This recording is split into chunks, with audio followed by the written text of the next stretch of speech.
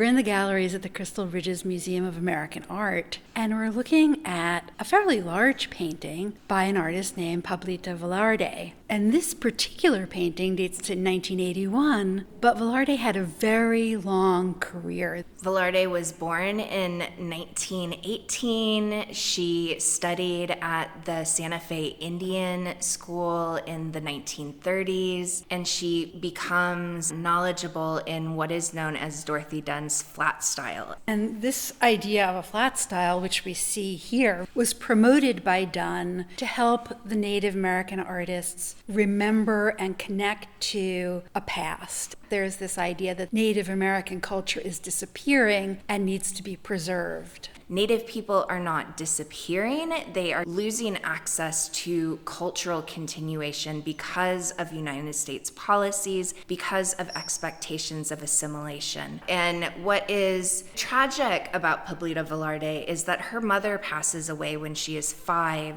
and her father sends her to St. Catherine's Indian School, which is a boarding school in Santa Fe. And that means that from a very young age, she is disconnected from her community. And Velarde is from Santa Clara Pueblo, and in that tradition, pottery is most important, not painting. There's a chance that if her mother hadn't passed away, if she had stayed in the community, she may have become a potter. She would have learned it from her mother. She would have passed it down to her children. But instead, she learns art from Dorothy Dunn, who is focused on this creation of modern painting tied to memory of the past, tied to recreations of dances, of culturally significant moments. And that's what we have here. This is a recreation of a mural in an ancient Hopi settlement called Awataba that existed from around the 1200 to 1700 time period. And then in the 1930s, the Peabody Museum undertakes an excavation that reveals this Kiva mural that is fairly intact.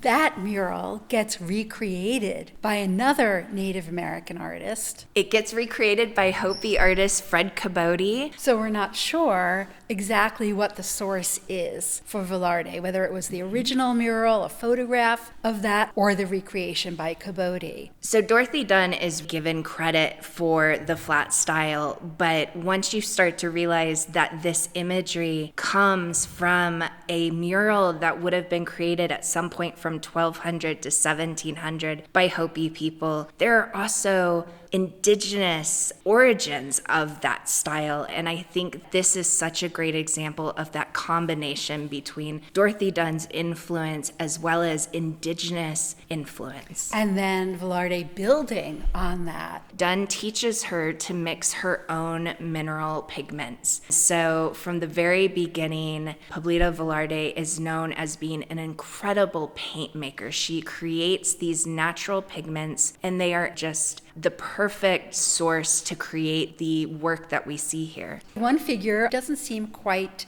human. The figure has no feet. No feet, no facial features outside of the symbols that are on the rounded face with these very exaggerated ear-like structures. They hold a water jug. They have a staff. They are seemingly emerging from the ground. There are these stylized corn-like images coming out of that ground as well. So this is probably an abundant spirit figure that is there to help with a good harvest. And then the figure on the right, who we see in profile, who holds a parrot and whose bent knees give the suggestion of movement. This is probably a human figure that would be part of a larger ceremony within the Kiva. And behind that figure, we see a set of steps. These are called Kiva steps. These denote the Kiva as a sacred space. It's really important to note that if you look at the original Kiva imagery, this is almost copied exactly in many ways. And there are stylized components that speak to an ancient aesthetic, but also a very 20th century aesthetic. Velarde, even though she wasn't trained as a potter and wasn't able to have that matrilineal passing down of pottery, she was a painter, and her daughter, Helen Hardin, was a painter, and Helen's daughter, Margaret Bagshaw, was a painter. So that becomes a part of their family legacy, this passing on of the use of painting as a culturally significant art form.